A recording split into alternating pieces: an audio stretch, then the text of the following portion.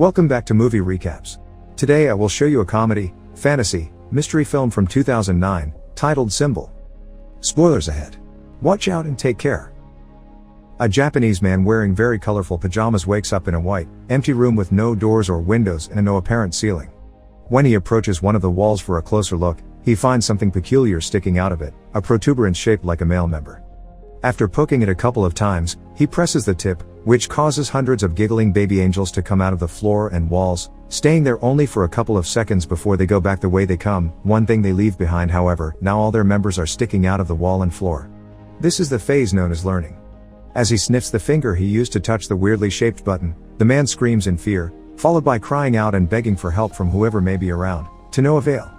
He decides to start pressing the various buttons to see what happens, and every time he does, a different random object falls into the room, from a small toothbrush to a big vase.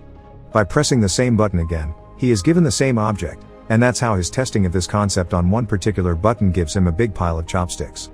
His amusement is short-lived, however, when he presses the button next to the chopstick one and a small cart comes out of the wall and hits him on the legs.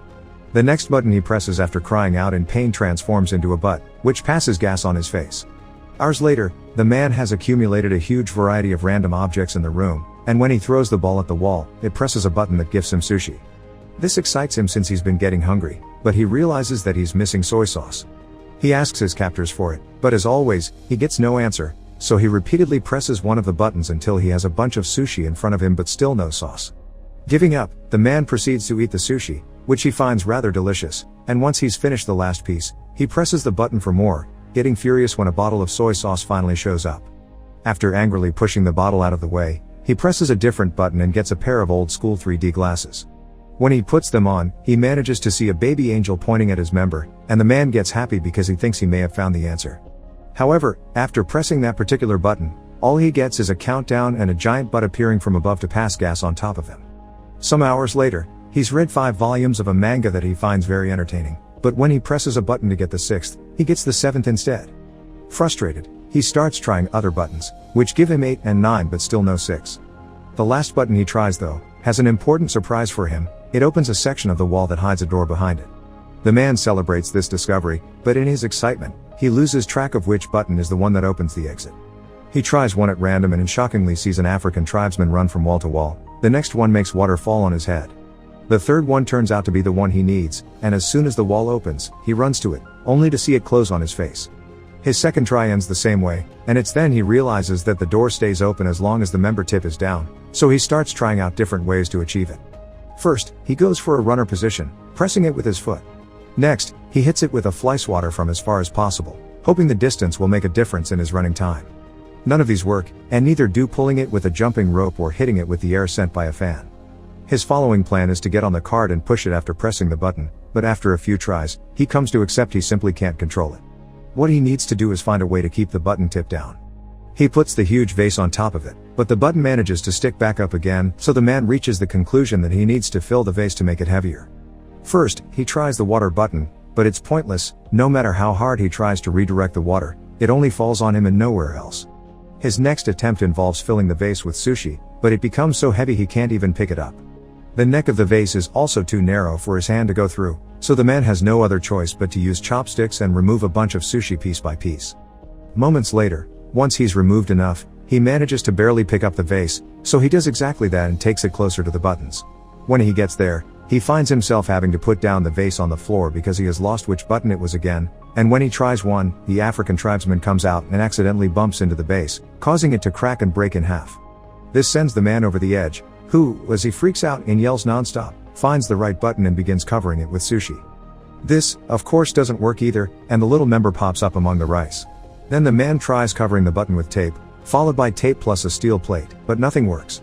After taking some painkillers to deal with the pain caused by the door every time it hits him on his back and a nap as well, the man wants to wash his teeth, so he presses a button to get water. It was the wrong button though, and this one reveals a rope falling from the ceiling. This instantly improves his mood because it gives him an idea for a new plan. He opens the door, then uses the rope to swing himself across the room and make it before the door closes. Sadly, when he tries to open the door behind the fake wall, he discovers it's locked. He returns to the room just in time before the door closes, although it manages to hit him on his way out anyway, and in frustration, he kicks the wall, activating one of the buttons and revealing the key floating in the middle of the room. Like it happens with the door though, it goes away when the button perks out again, so the man must find a way to keep both the key in the room and the door open. First, however, he needs to find the button again, because he got distracted and lost it. By observing more or less where his foot would have landed when he kicked the wall, he chooses a button only to get a dog coming out of the wall to bark at him. The same happens with the next button, but luckily, the third try is successful. While keeping his eyes and a pointing hand at the button, the man walks backward and grabs a piece of sushi fish that he takes back to the wall to mark the right button with. When he presses it, however, the dog comes out again. This time he finds the button faster and proceeds with his plan. He makes the rope appear and swings on it to reach the different buttons, but it is still enough. As he falls to the floor, he sees a plunger he had gotten from one of the many buttons, and gets an idea on how to solve his little issue. He can use the plunger to touch the wall and push himself farther. After one failed attempt, the plan goes smoothly, and the combination of swinging on the rope and pushing himself with the plunger allows him to press the button key, grab the key, press the door button, and reach the door before it closes. He wastes no time and inserts the key in the lock, quickly turning it, but when he tries to open the door, he finds a nasty surprise. It also has a separate lock on the top that requires 3 numbers to open it. The man rushes out, getting hit by the door as it closes, and in frustration, he throws the plunger at the opposite wall, activating the button that releases the African tribesman. As he watches him walk by, he realizes something. There are 3 numbers painted on his forehead, which must be the combination he needs. Since the time behind the door is limited, the man goes through the process of doing the whole swinging on the rope and jumping deal 3 times, 1 for each number to be put in. The 3rd time, he stays there and opens the door, which is a bit stuck and he has to push extra hard to open it. When he finally manages to do so, the piece of wall behind him closes, leaving him trapped and without enough room to finish opening the door. Devastated, the man sits on the floor and starts crying, remembering all the fun he had with the objects he had gotten from the buttons. He had been locked there too, but at least he had room to move and entertainment, and now he realizes he didn't appreciate what he had while he could. Suddenly, he feels a breeze on his face coming from the left wall. As soon as he touches it, he finds a crack that indicates it's a fake. He wastes no time and pushes the panel open before running out of there, soon reaching a mysterious hallway floating in a pitch black area. It feels like he spends an eternity running towards an exit, and when he finally makes it to a room, his hair is longer and the colors of his pajama have faded. This room is also empty and the door he uses closes as soon as he enters, but instead of baby angels, here there are adult ones, who also disappear into the wall and only leave out their members to be used as buttons. This is the phase known as practice. Meanwhile, in a city in Mexico, little Antonio's family is worried because the father, a wrestler known as Escargot Man, is behaving more taciturnly than usual. His wife thinks it may be because this next opponent is much younger than him, but the grandfather points out that what matters is experience, not youth. Escargot Man is picked up by his daughter's sister Karen on her truck and she drives him to the wrestling ring so he can start getting ready early, which includes changing clothes and praying to the Virgin. At school, Antonio is being bullied by his classmates for betting on Escargot Man, calling him a weak loser. As the time for the match to start approaches, Sister Karen takes her van again and picks up Antonio and their grandfather to take them to see Escargot Man in action. Karen doesn't stay though, and Antonio and his grandfather find some of the last seats for themselves right before the show begins. The first team that enters the ring are the Northern Tough Ones, formed by Super Demon and Tequila Joe. Then Escargot Man and his partner Silver Eagle come in under the team name Kiss Me A Lot. Silver Eagle is the first one to fight for his team with a brilliant beginning, but he's soon overpowered when the Northern Tough Ones fight him together instead of one-on-one. They keep gesturing at Escargot Man, asking him to join the fight, but he refuses to do so until Silver Eagle pulls a trick to make Super Demon and Tequila Joe hit each other, allowing him to escape. Escargot Man is quickly overpowered as well. But just when his opponent is about to hit him with a chair, the man in the mysterious room presses a member button and causes Escargot Man to magically extend his neck and knock out both opponents with a hit of his head. In the room, nothing happens, which calls the man's attention, so he keeps pressing the same button, causing Escargot Man to knock out Silver Eagle, the referee, Antonio, and even the bell. Seeing no results, the man starts trying out different buttons. One causes the singer of a metal band to breathe fire above his audience during a concert in Los Angeles. The other makes a Russian magician fail his trick when he tries to make his assistant disappear, and the third one makes a man in China bark at his own dogs.